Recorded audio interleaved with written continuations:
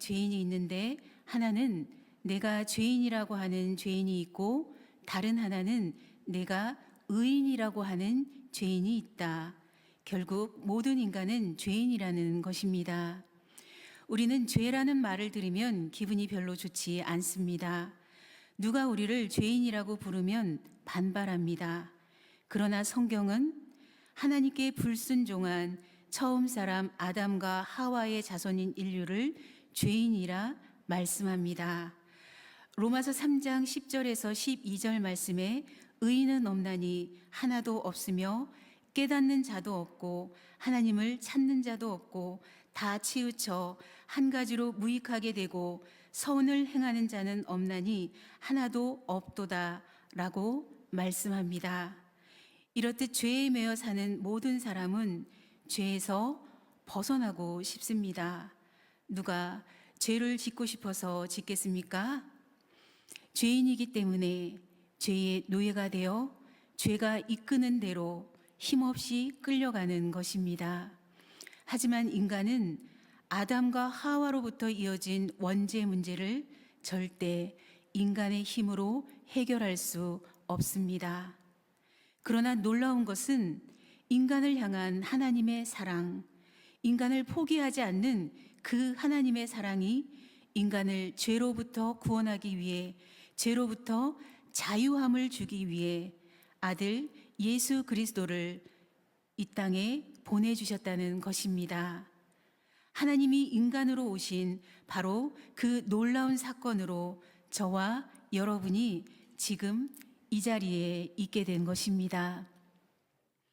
하나님은 인간의 힘으로 절대 해결할 수 없는 죄 문제를 아들 예수 그리스도를 통해 죄에 매여 있는 인류에게 자유를 얻을 수 있도록 구원의 문을 열어주셨습니다. 오늘 말씀 이사야 61장은 유명한 메시아장입니다. 이사야 선지자가 주님의 실제 탄생보다 700년 앞서서 메시아의 탄생을 구체적으로 예언하고 있습니다. 이사야 61장 1절에서 3절 이 말씀은 구약에서 장차 다가올 메시아 그 예수님이 어떤 분이신지, 예수님께서 무슨 사역을 하시는지 말씀합니다. 그리고 이 말씀을 통해 하나님의 교회가 어떤 교회가 되어야 될지, 그리고 하나님을 따라가는 성도가 어떤 성도가 되어야 될지를 잘 보여주고 있습니다. 먼저 성령의 능력에 의지하며 나아가는 교회, 그리고 성도의 모습입니다. 주의 영, 하나님의 성령에 이끌려 사명을 감당하며 나아가는 하나님의 교회, 하나님의 교회의 첫 출발은 바로 성령님이십니다. 우리가 교회를 세우는 것이 아니라 하나님께서 은혜를 주셔서 사람을 통해 교회를 세우고 사역을 펼쳐나가는 것입니다. 1절 말씀, 주 여호와의 영이 내게 내리셨으니, 주님의 영이 내 위에 임하사 여호와께서 내게 기름을 부으시고, 바로 다가오실 예수 그리스도 메시아를 두고 하시는 말씀입니다. 예수님의 삶을 보면 이 말씀이 그대로 이루어졌다는 것을 보여주고 있습니다.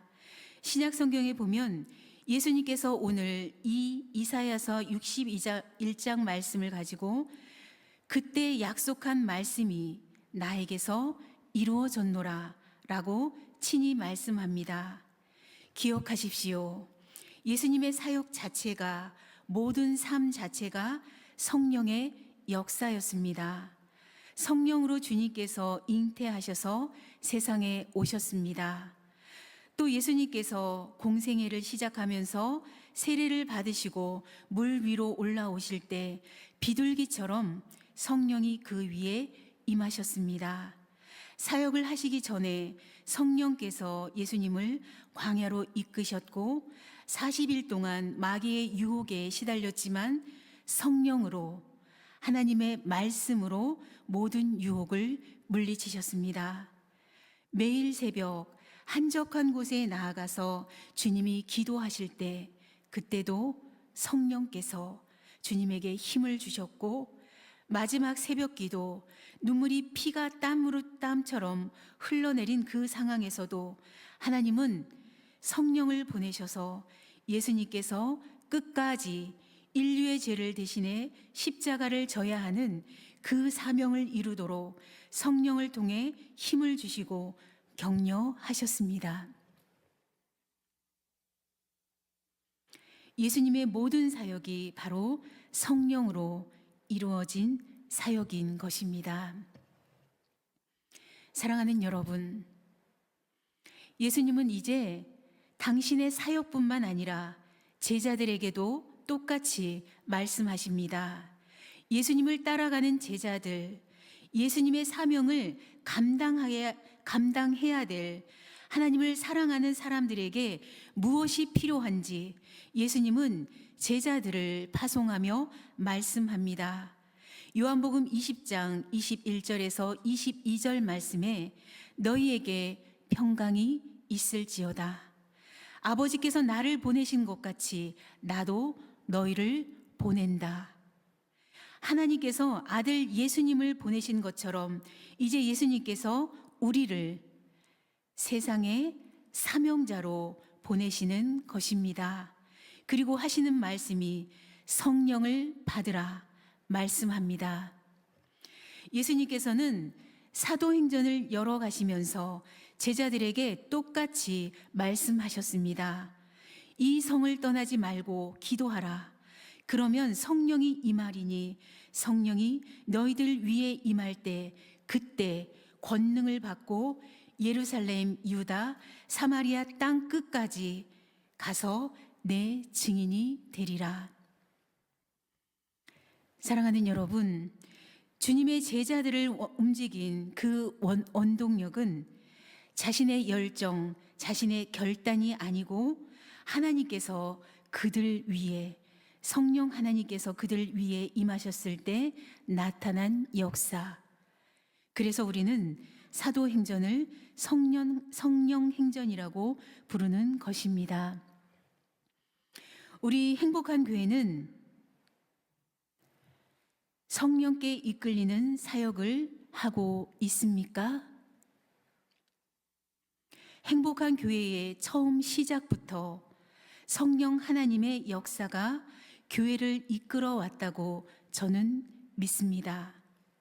물론 이 땅에 완전한 교회가 없고 완전한 인생이 없듯이 교회의 역사 가운데 분명 실수도 있었을 것입니다.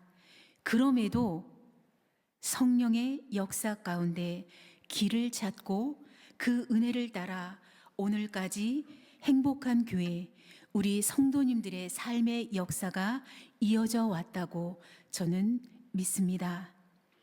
여러분의 삶을, 교회의 역사를 한번 깊이 들여다보시기 바랍니다.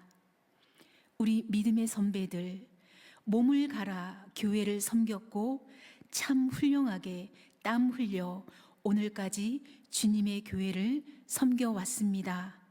열심을 내는 것 너무나 귀한 일입니다. 그럼에도 오늘 다시 질문합니다. 나의 인생의 주인이 누구인가?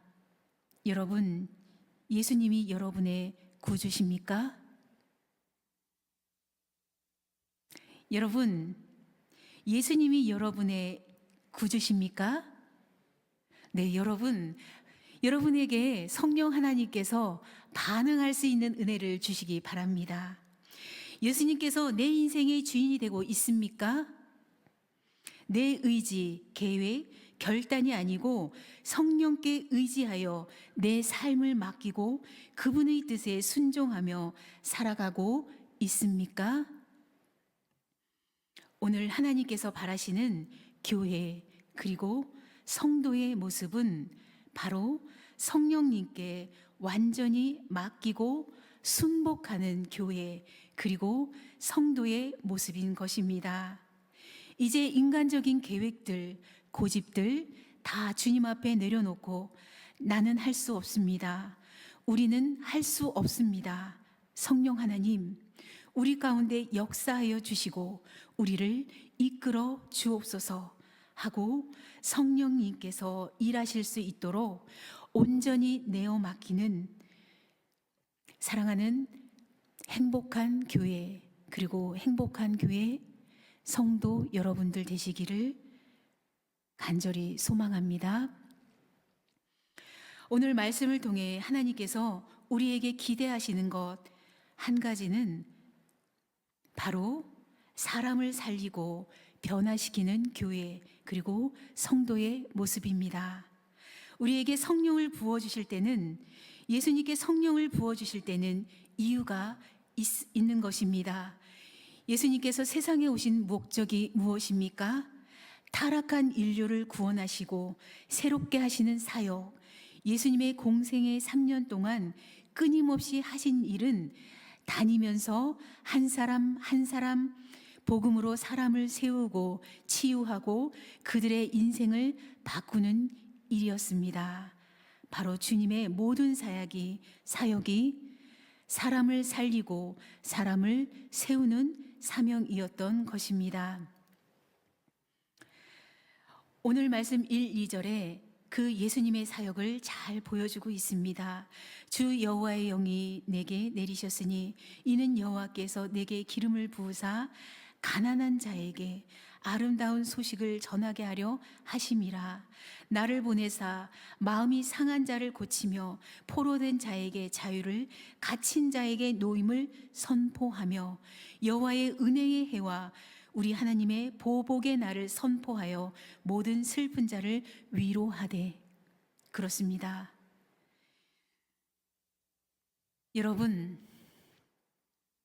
여러분에게 하나님께서 질문하십니다. 오늘 여러분은 예수 그리스도를 만났으므로, 예수 그리스도를 믿음으로 참 자유를 누리고 계십니까? 참으로 자유를 누리고 계십니까? 아멘. 예, 아멘 하셨습니다. 그렇다면 여러분, 예수님께서 저와 여러분에게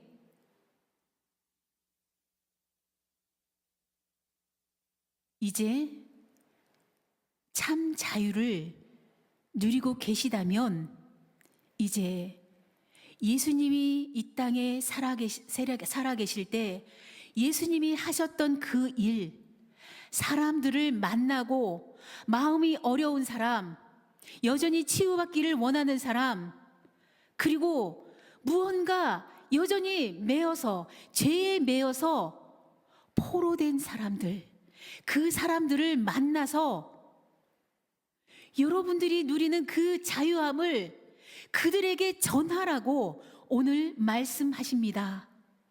여러분, 예수 그리스도를 만남으로 여러분 자유하시다고 하셨습니다. 정말 자유하십니까? 정말 자유하십니까?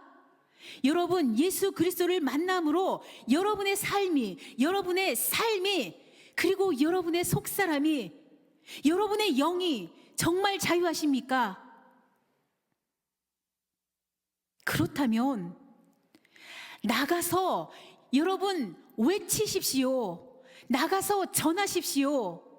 예수님께서 만나주셨던 성경에 한 사람 한 사람 예수님께서 만나주셔서 자유함을 누리고 나가서 외쳤던 사람들을 기억해 보십시오. 사마리아 여인이 그랬습니다. 대표적인 인물입니다. 죄에 눌려서, 죄에 매여서 사람들에게 나아가지 못하고, 또 스스로 자신도 그 죄에 눌려서 자기 자신도 자신을 인정하지 못하는, 자기 자신도 자기를 괴롭히는 그런 삶을 살았던 그 여인이 예수님을 만난 이후에 그녀가 어떻게 변했습니까? 그리고 여러분, 사도 바울을 기억하십시오. 사도 바울도 대표적인 인물입니다. 하나님의 사람들을 핍박했던 그가 예수 그리스도를 만남으로 그가 어떻게 변했습니까?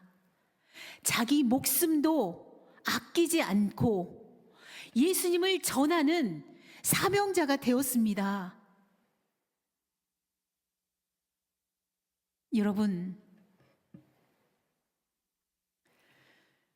오늘 이사야 말씀이 전해졌던 그 당시 이스라엘 땅은 어떠했습니까? 그들은 그들의 죄로 인해 하나님의 심판을 받았습니다. 그리고 아수르에 의해, 그리고 바벨론의 포로가 되어 절망적이고, 그리고 남아있는 사람들 또한 소망이 없는 그런 삶을 살아가고 있었습니다. 그들의 그 비참한 삶에서 그들을 구원해줄 메시아, 구원자를 대망하고 있었습니다. 그런데 여러분, 오늘 이사야는 이스라엘 백성들에게 아직 그들에게 임하지 않은 그 구원의 기쁜 소식을 예언하고 있습니다. 선포하고 있습니다. 궁극적으로 여러분, 700년 후에나 이 땅에 오실 예수 그리스도, 그 예수 그리스도를 이사야는 믿음의 눈으로 먼저 바라보고 있는 것입니다. 그런데 여러분, 우리는 어떻습니까? 믿음의 눈으로 아직 오지 않은 그 예수 그리스도를 예언하고 선포하고 있는 이사야, 우리는 예수 그리스도를 이미 만난, 예수 그리스도를 이미 믿음으로 영접한 하나님의 사람들입니다. 다시 하나님께서 답답하다고 여러분들에게 외치고 있습니다. 나가서 왜 전하지 않습니까? 여러분 자유하다고 아멘으로 여러분 하답했습니다.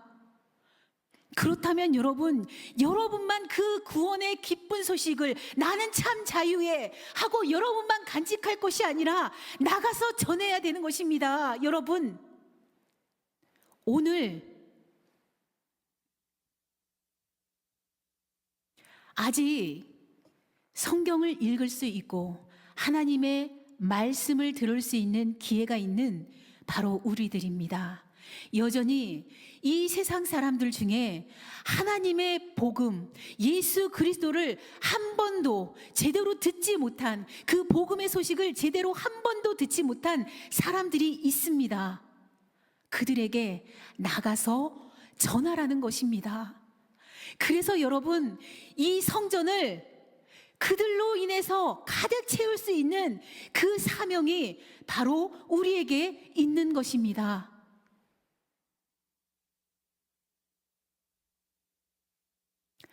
여러분, 안타깝게도 하나님께서 예수 그리스도를 통한 그 구원의 기쁜 소식이 우리에게 임했을 때, 우리가 아멘으로 화답했을 때, 여러분, 이미 사망 권세를 이기신 예수 그리스도로 인해서 죄의 사슬이 이미 끊어졌다고 했습니다. 그런데도 불구하고 이곳에 계신 성도 여러분 가운데 여전히 그 끊어진 죄의 사슬을, 그 억눌린 것들을 여전히 짊어지고 계신 분들도 있습니다. 왜 그렇습니까?